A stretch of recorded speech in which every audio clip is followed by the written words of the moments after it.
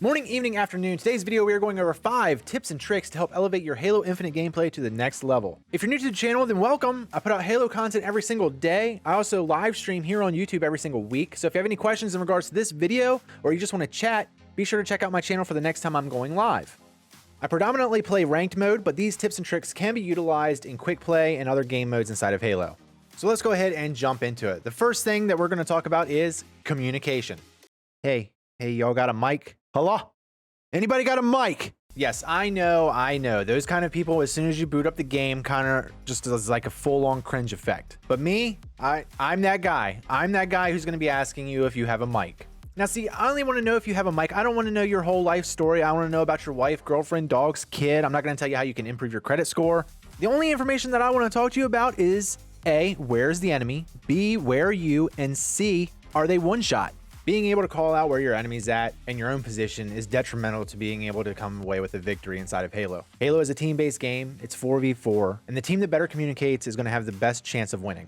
Now let's say you don't have a microphone. That's okay. Halo has inside of it a pinging system where you can actually ping locations on the map. That way you don't even have to say anything. You can ping enemies, you can ping items, you can ping location. I believe the default is X on a keyboard and the up button on your directional pad if you're on controller. I don't play on controller, but if somebody can confirm that in the comments for me, I'd appreciate it. Not only is pinging extremely useful, but it also lets you get more familiar with the map. Every location on the map has a specific name. If you look in the bottom left of your screen, you will actually see the location of where you are on the map. If you also ping an area, it will also display the name of that location. This is the best way to learn the areas of the map, and for somebody who has a microphone and is yelling out, they're at the tower, they're at the turbine. You familiarize yourself with the map and improve your skill overall. So speaking of teamwork, let's go into tip number 2. Halo is 4v4, which means teamwork is essential in order to come away with a win. Don't run on solo missions. The best way to run across the map is if you partner up with another player. Running in pairs greatly increases your chance of coming away with a win. Say you're playing in a lobby with people of equal skill. If you're running around alone and you run across another person that is also alone, you're basically 50-50ing each other. Who gets the first shot off and who gets more shots on target. If you're running with a teammate and you run across somebody who's alone or caught out in the open or bad position, even if they see you and start focusing on you, if you and your teammate are focus fired on one individual,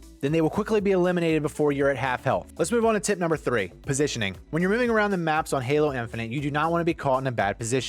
The best thing to do is hug walls, hold corners. Don't sprint across the middle of the map. Being in an open area is almost certain death. Many of the maps have built-in cover. You want to utilize corners, pillars, anything that is going to keep and hide your body from being hit from the enemy. If you're playing behind a pillar and you're peeking shots on your enemy, you want to be sure to change it up. If you peek from the left side, peek from the right side. If you peek from the right side, peek from the left side. Don't continuously peek out of the same area every time or your opponent is just going to be waiting and pre-firing for you to pop back out. Another good way to do this is to jump from cover to cover. If you take a couple peeks, your opponent might be expecting another peek. Therefore, if you incorporate a jump into that peek while you're relocating to a different area of cover, it can throw your opponent off. So speaking of positioning, if you are in the open field, it is best to strafe right and left. Strafing helps keep your movement unpredictable. Before we go over the next tip, if you're liking this video and it's helping you out, please do me a favor and hit the thumbs up button to show some support. So let's move on to the next tip. Locking down power weapons. By power weapons and items, I'm talking about overshield, active camo, the spanker, the sniper, and of course the energy sword. All of these items are set on timers, and it is something that you need to constantly keep track of. If your team is utilizing good communication skills, then this shouldn't be much of an issue. Somebody should be calling out, that way the team can group up and focus on those power weapons.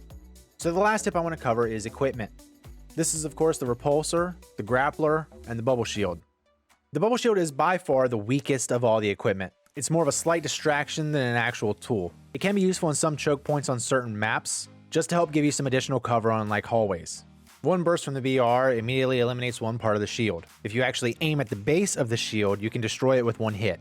The grappler, on the other hand, is one of the best utility items in the game. Not only can it get you out of a really hairy situation, but it can be used to chase down your opponent as they are fleeing from you. The grappler can also be used to grab power weapons and items from the opponent. Using the grappler is a great way to grab control of the power weapons without exposing yourself in the middle.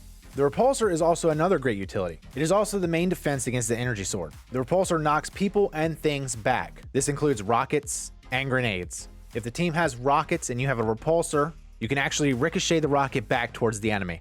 The same applies to grenades. The repulsor can also be used to push other Spartans away from you, and more specifically off ledges. It's no secret that the energy sword is one of the best power weapons in the game because there are really no hard counters to it. The repulsor, however, does give you the upper hand. If someone is running at you with an energy sword, right before they get to lunge range, you can repulse them backwards, giving you more time to down the enemy. That's it for today's video. If you found any of this information helpful, then do me a favor and hit the thumbs up button for me. Also, if you love Halo content, don't forget to subscribe as I put out content every single day. If you have any questions in regards to this video, other videos, or you just want to chat, I live stream here on YouTube every single week. Click on my channel button to see when I'm scheduled to go live. Happy slaying, guys.